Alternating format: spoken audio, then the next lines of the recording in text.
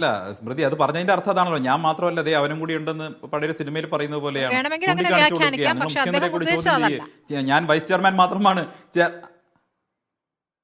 അല്ല, അദ്ദേഹം ഉദ്ദേശിച്ചത് എന്താണെന്ന് അദ്ദേഹമാണല്ലോ പറയേണ്ടത്, സ്മൃതി അല്ലല്ലോ. ഞാൻ അദ്ദേഹം പറഞ്ഞതിന്റെ അടിസ്ഥാനത്തിലാണ് പറയുന്നത്. ഞാൻ രാഷ്ട്രീയക്കാരനായതുകൊണ്ട് എനിക്ക് രാഷ്ട്രീയമായിട്ട് പറയാമല്ലോ. അദ്ദേഹം പറഞ്ഞതിന്റെ അടിസ്ഥാനത്തിലാണ് പറയുന്നത്. അല്ല, അദ്ദേഹം പറഞ്ഞതിന്റെ അടിസ്ഥാനത്തിൽ തന്നെയാണ് ഞാൻ പറയുന്നത്.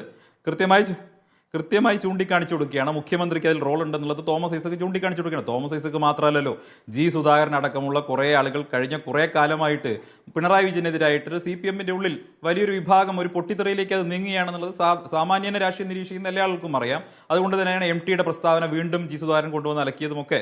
ഞാൻ അതിലേക്ക് കടക്കുന്നില്ല. ഒരു കാര്യം കൃത്യമായിട്ട് പറയാം.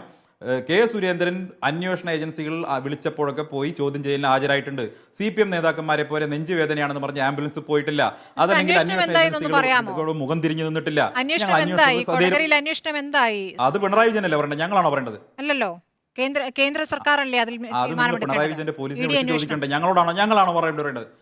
അല്ല, ഞങ്ങളല്ലല്ലോ പറയേണ്ടത്. അല്ല, ഞങ്ങളല്ല പറയേണ്ടത്. അത് അന്വേഷിച്ചതാരാ? പിണറായി വിജയന്റെ പോലീസ് അന്വേഷിച്ചു, അവരോട് പോയി ചോദിക്കും. ഞങ്ങൾ ഹാജരായിട്ടുണ്ട്. മാത്രമല്ല, ഒരു തവണയല്ല എങ്ങനെ അതുമായി ബന്ധപ്പെട്ട വിവരങ്ങൾ പുറത്ത് പറയാൻ പറ്റില്ല എന്ന് കേന്ദ്ര സർക്കാർ പാർലമെന്റിൽ വരെ പറഞ്ഞിരിക്കുന്നു. അല്ലെന്നേ, ആ അന്വേഷണം മുഴുവൻ കേരളത്തിലെ ഏജൻസികൾ നടത്തി, ഞങ്ങളുടെ നേതാക്കന്മാരെ മുഴുവൻ ആക്ഷേപിച്ച്, ഞങ്ങളുടെ നേതൃത്വത്തെ മുഴുവൻ ഒരു നിഴലിൽ നിർത്തി വളരെ ദീർഘകാലം ആക്ഷേപം ഉന്നയിച്ചതിന് ശേഷം ഞങ്ങളുടെ കയ്യിൽ തെളിവൊന്നുമില്ല അറസ്റ്റ് ചെയ്യാൻ, ഞങ്ങളുടെ കയ്യിൽ തെളിവൊന്നുമില്ല പ്രതിയാക്കാൻ എന്ന് പറഞ്ഞ് എന്താ വേണ്ടത്? വീണ്ടും അവരെ ആക്ഷേപത്തിന്റെ വരയിലേക്ക് അല്ലെങ്കിൽ സംശയത്തിന്റെ നിഴലിലേക്ക് ഇട്ട് കൊടുക്കുകയാണോ വേണ്ടത്? അതൊന്നും ശരിയായിട്ടുള്ള രീതിയല്ല. അത് ശരിയായിട്ടുള്ള രാഷ്ട്രീയ രീതിയല്ല. അത് രാഷ്ട്രീയ പ്രവർത്തന രീതിയല്ല. ഞങ്ങൾ നിയമപ്രകാരമാണല്ലോ അത് കേന്ദ്ര ഏജൻസിയല്ലേ അന്വേഷിക്കേണ്ടത്. സന്ദീപ്, അക്കാര്യത്തിൽ അന്വേഷണം എന്തായി എന്നുള്ള ചോദ്യം പാർലമെന്റിൽ ഉയർന്നിരുന്നു. ആ ചോദ്യം ചോദിച്ചത് വി ശിവദാസൻ MP ആണ്. അന്ന് അതിന്മേൽ മറുപടി പറഞ്ഞിരിക്കുന്നത് ED അന്വേഷണം തുടങ്ങി വെച്ചിട്ടുണ്ട്, അതുമായി ബന്ധപ്പെട്ട കാര്യങ്ങൾ ഇപ്പോൾ പുറത്തു പറയുന്നത് അന്വേഷണത്തെ ബാധിക്കുമെന്നാണ്. അപ്പോൾ എത്ര കാലമായി, എന്തായി അറിയണ്ടേ? ചില കാര്യങ്ങൾ മാത്രമല്ലേ വേഗമുള്ളൂ. അല്ല ഇൻവെസ്റ്റിഗേഷൻ ഓഫീസ് അതൊക്കെ അല്ലല്ല. ആ കാര്യങ്ങൾ ഇവിടെ ഉന്നയിക്കപ്പെട്ട ആരോപണം എന്താണ്? ഞങ്ങൾ ഏതെങ്കിലും തരത്തിൽ BJP പാർട്ടി എന്നുള്ള രീതിയിൽ ഇത്തരം അന്വേഷണം കൊണ്ട് നിസ്സഹകരിച്ചിട്ടുണ്ടോ? ഇല്ലല്ലോ. ഞങ്ങൾ അന്വേഷണത്തിന് വിളിച്ച സമയത്ത് അവിടെ നേരിട്ട് ചെന്ന് പിണറായി വിജയന്റെ പോലീസിന് മുന്നിൽ ഹാജരായിട്ടുണ്ട്. രാഷ്ട്രീയ എതിരാളികൾ നിയന്ത്രിക്കുന്ന പോലീസിന് മുന്നിൽ ഹാജരായിട്ടുണ്ട്. ആ ധൈര്യം കാണിച്ച് എന്തുകൊണ്ടാ? അവിടെയാണ് ധാർമ്മികത എന്ന് പറയുന്ന കാര്യമുള്ളത്. പിണറായി വിജയൻ ഇല്ലാതെ പോകുന്നത് അതുകൊണ്ടാണ്.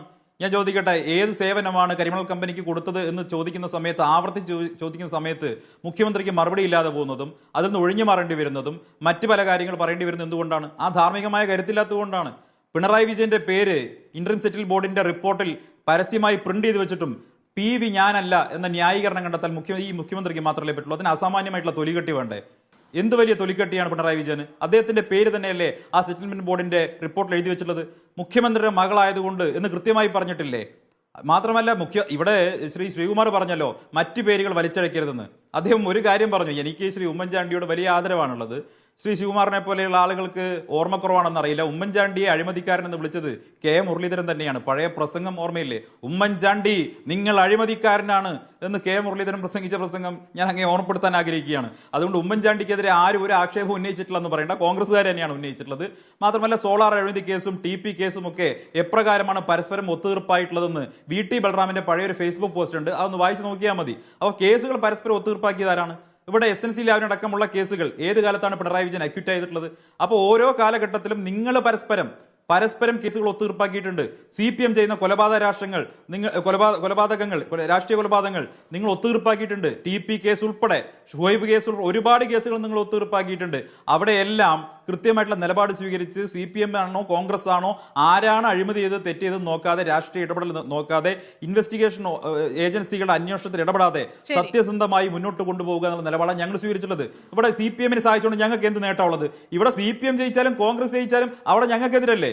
20 ആള് നിങ്ങൾ കഴിഞ്ഞ 2 ടേമിൽ നിങ്ങൾ പോയ ആളുകൾ മുഴുവൻ ഞങ്ങൾക്കെതിരായിട്ടുള്ള നിലപാടിൽ നിങ്ങളൊരു മുന്നണിയല്ലേ? കോൺഗ്രസ് മുക്ത ഭാരതമാണല്ലോ ഉദ്ദേശിക്കുന്നത്.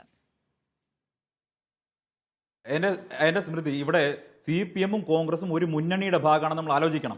കഴിഞ്ഞ ദിവസം നമ്മുടെ സീതാറാം യെച്ചൂരിയുടെ രസകരമായിട്ടുള്ള ഒരു ഇന്റർവ്യൂ ഇപ്പൊ വന്നിട്ടുണ്ട്, നിങ്ങളൊന്ന് ശ്രദ്ധിക്കണം. അതിൽ സീതാറാം യെച്ചൂരിയുടെ അഭിമുഖം എടുക്കുന്ന ആൾ വയ്ക്കുകയാണ്, ഇന്ത്യയിലെ ഏറ്റവും കറപ്റ്റ് ആയിട്ടുള്ള പൊളിറ്റിക്കൽ ലീഡർ ആരാണ് എന്ന് ചോദിക്കുന്ന സമയത്ത് യെച്ചൂരി ചിരിച്ചുകൊണ്ട് പറയാണ്, ഞാൻ എങ്ങനെ പറയാനാ, ഞാൻ ഇപ്പൊ മുന്നണി ഉണ്ടാക്കി വന്നിട്ടല്ലേ ഉള്ളൂ. നിങ്ങൾ ആ ഇന്റർവ്യൂ കണ്ടില്ലേ? അപ്പൊ മുന്നണിക്കകത്ത് തങ്ങളോടൊപ്പം ഇരിക്കുന്ന ആളുകൾ വലിയ അഴിമതിക്കാരാണെന്ന ബോധ്യം സീതാറാം യെച്ചൂരിക്ക് വരെയുണ്ട്. ഏറ്റവും വലിയ അഴിമതിക്കാരോടൊപ്പമാണ് ഞങ്ങൾ മുന്നണി ഉണ്ടാക്കിയിട്ടുള്ളതെന്ന് പരസ്യമായിട്ടാണ് ഇന്റർവ്യൂവിൽ അദ്ദേഹം സമ്മതിച്ചിട്ടുള്ളത്. അപ്പൊ അത്തരം ഒരു അഴിമതി മുന്നണിയുടെ ഭാഗമായിട്ട് രണ്ടു കൂട്ടരിരുന്നുകൊണ്ട് ഇവരെന്തിനാണ് ഈ പരസ്പര ആരോപണം ഉന്നയിക്കുന്നത് കേരളത്തിൽ വരുമ്പോൾ? അങ്ങനെയാണ് ചോദിക്കട്ടെ, കേരളത്തിലെ എം പിയാണ് രാഹുൽ ഗാന്ധി. പിണറായി വിജയൻ അഴിമതിക്കാരാണെന്ന് ഡൽഹിയിൽ പത്രസമ്മേളനം നടത്തിയിട്ട് രാഹുൽ ഗാന്ധി പറയോ? ഈ പിണറായി സർക്കാരിനെതിരെ ഈ നിമിഷം വരെ രാഹുൽ ഗാന്ധി ഒരു അലിഗേഷനായിട്ട് അഴിമതി ഉന്നയിച്ചിട്ടുണ്ടോ? എന്താ ഉന്നയിക്കാത്തത്? അപ്പൊ സഖ്യകക്ഷിയാണ്. രാഹുൽ ഗാന്ധിക്ക് ഇത് പറയാൻ പറ്റില്ല. കേരളത്തിനകത്ത് നിങ്ങൾ ഒരു അഭിപ്രായം പറയും, കേരളത്തിന് പുറത്ത് വേറൊരു അഭിപ്രായം പറയും.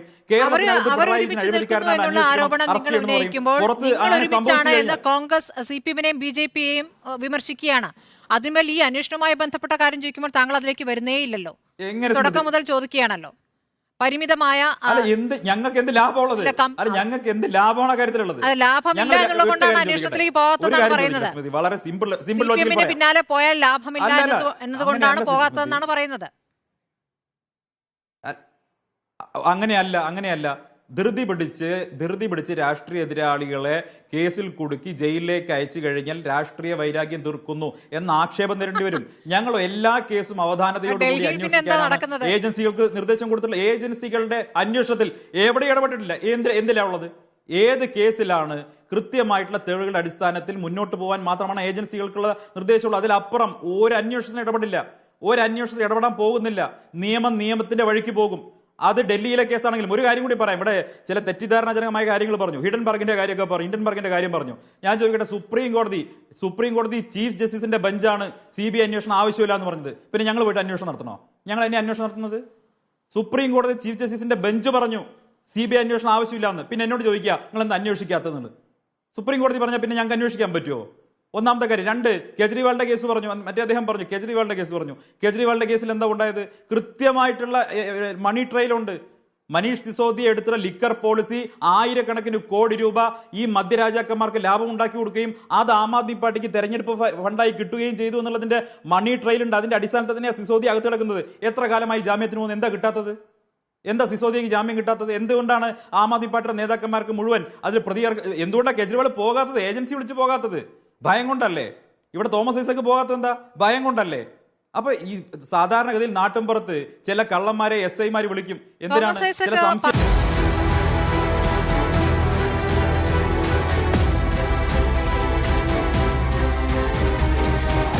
ഡിബേറ്റ് വിത്ത് സ്മൃതി പരുത്തിക്കാട്.